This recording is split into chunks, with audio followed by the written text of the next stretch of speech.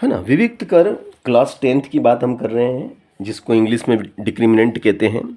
अगर D is equal to 0 है तो वर्ग समीकरण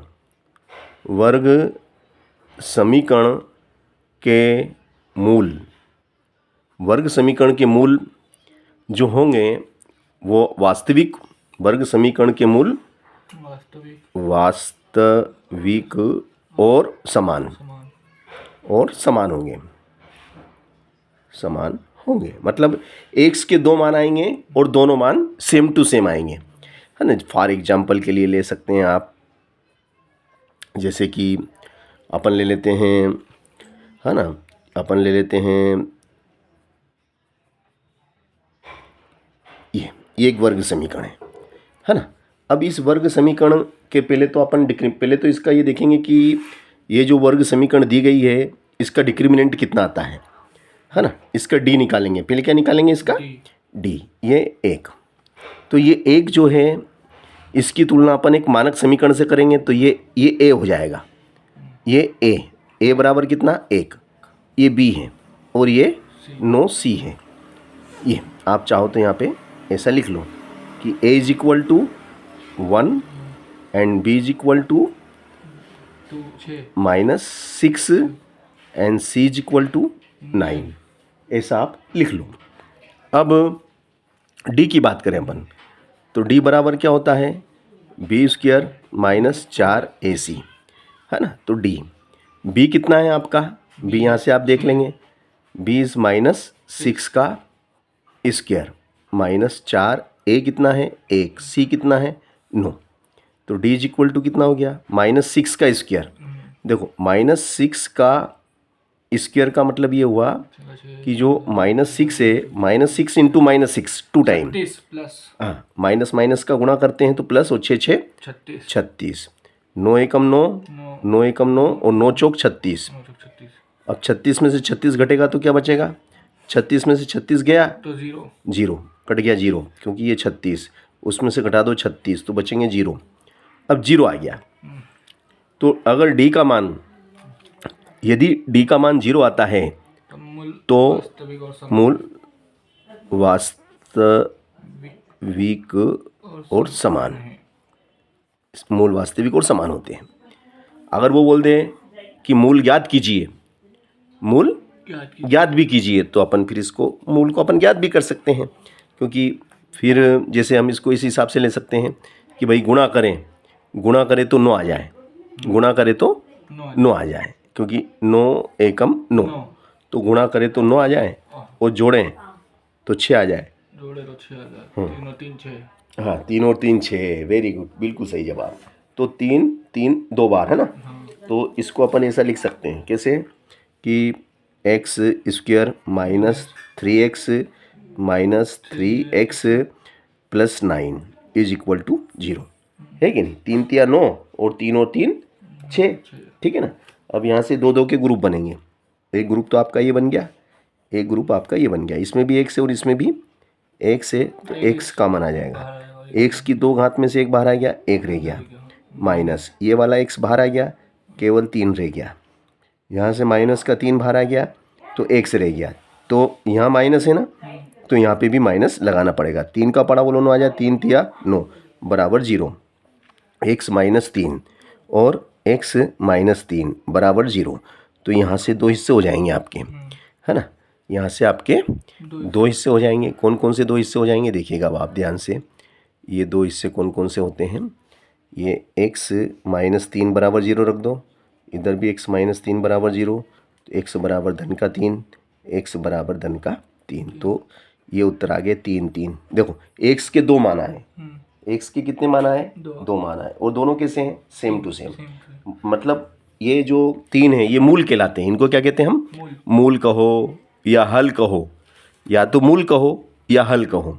तो इस वर्ग समीकरण के मूल हैं 3 3 और दोनों सेम है। तो हमने पहले बोल दिया था मूल वास्तविक होंगे और समान होंगे। वास्तविक का मतलब ये है कि जिन्हें हम ज्ञात कर सकते हैं, जिन्हें ज्ञात किया जा सकता हो वो वास्तविक, तो ये वास्तविक है ना। और समान भी हैं, सेम टू सेम है। तो अगर d = 0 है तो समीकरण के मूल वास्तविक और समान होते हैं, वास्तविक और समान होते हैं। ये इतना सा अपने को विशेष रूप से ध्यान रखना है ना। ठीक है, चलिएगा नेक्स्ट क्वेश्चन अपन इसी क्रम में लेते हैं और अगला प्रश्न इसी क्रम में हमारा रहेगा। जैसे कि मैंने अब आपको ये दिया प्रश्न, जैसे कि देखो पहले तो मैं कॉन्सेप्ट लिख देता हूँ कि अगर डी का मान मान लो कुछ भी आ जाए, जैसे 0 नहीं आया, 0 की जगह 2 आ गया, 5 आ गया, 10 आ गया, 1 आ गया, कुछ भी संख्या आ जाती है, धनात्मक संख्या आ जाती है, तो डी कैसा होता है? बड़ा होता है। किससे? 0 से। यदि डी का मान 0 से ज़्यादा है, 0 से अधिक है, तो मूल कैसे होंगे? तो मूल वर्ग समीकरण के मूल वास्तविक और असमान, वास्तविक और लगा दो, असमान होंगे। मतलब x के 2 मान आएंगे और दोनों मान अलग अलग भिन्न भिन्न होंगे। फॉर एग्जाम्पल के लिए अपन ले लेते हैं, ये मैंने लिया फॉर एग्जाम्पल में कि भाई ये आपका ये समीकरण है ना। अब भैया हम गुणा करें तो कितना आना चाहिए? 6 आना चाहिए। चलो पहले तो ये वर्ग समीकरण, आगे कुछ नहीं तो आगे एक है, आगे एक है। अब इस समीकरण की तुलना हम एक मानक समीकरण से कर लेते हैं। तो जब हम इसकी तुलना एक मानक समीकरण से करते हैं तो हम क्या देखते हैं? a बराबर कितना भाई साहब? a बराबर कितना है? a is equal to 1 and b is equal to -5, v is equal to -5 and c is equal to 6, है ना। तो 1 -5 एंड 6। अब भैया हमें d निकालना है ना। हमें क्या निकालना है? d। तो d बराबर क्या हो जाएगा? d बराबर हो जाएगा v² - 4ac, है ना। तो d बराबर b कितना है? v इज -5 का स्क्वायर -4, a कितना है? 1 और c कितना है? 6। तो भैया d बराबर हो जाएगा -5 का वर्ग, तो -5 गुणित -5 बराबर 25, माइनस प्लस 5 का 25 -6 कम 6 6 चौक 24। तो d बराबर कितना आ गया भाई साहब? d बराबर 1 जो कि एक क्या होता है? बड़ा होता है, एक बड़ा है 0 से। और यहाँ मैंने निशान छोटे का लगा दिया, यहाँ बड़े का लगेगा। क्या का लगेगा?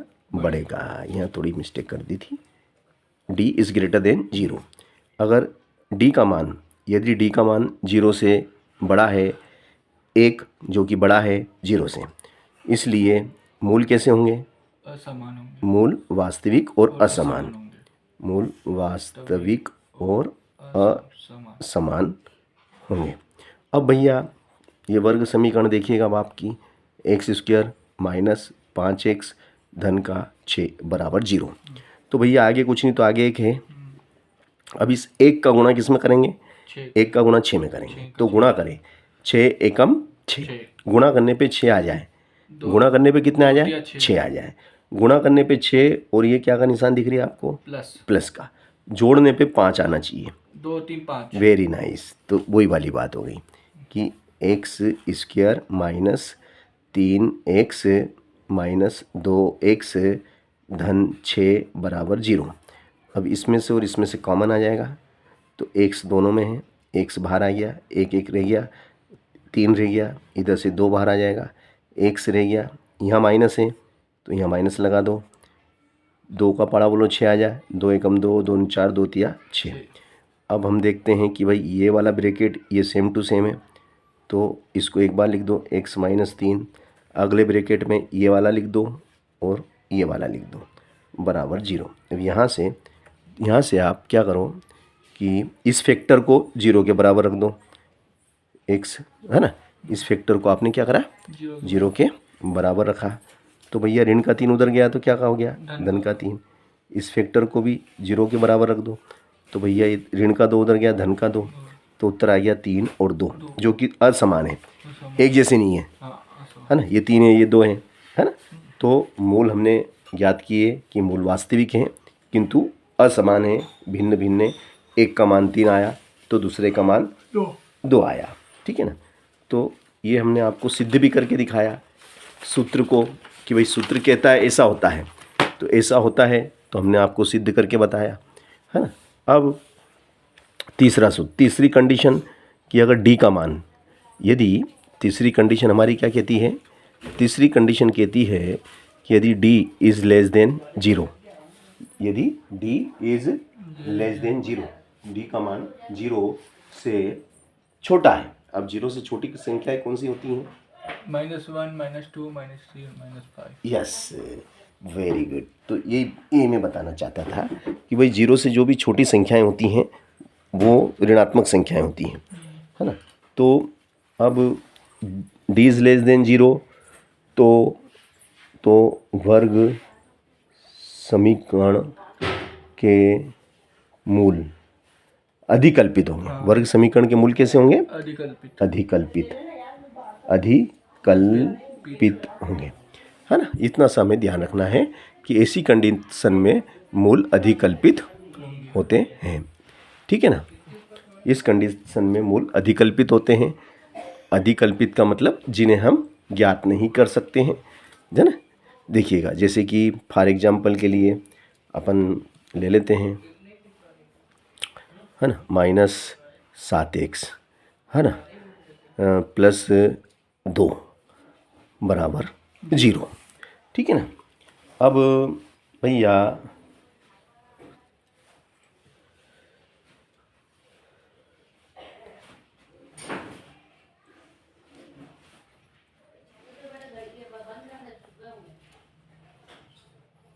यहाँ ले लेते हैं अपन